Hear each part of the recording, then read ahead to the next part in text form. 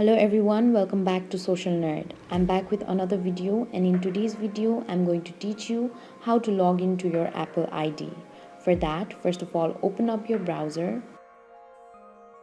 After you open up your browser, type in www.apple.com on your search bar.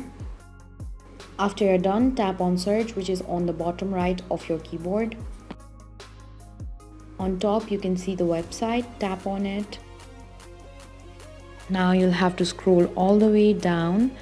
There you'll see the option of account. Tap on it and go to manage your Apple ID. Enter your Apple ID and tap on arrow icon when you're done. Now type in the password, and when you're done, tap on the arrow.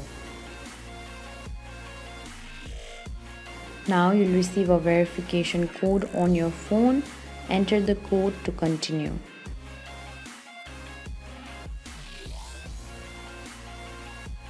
This way you can easily log into your Apple ID. I hope this video was useful to you. Don't forget to like, share and subscribe to the channel.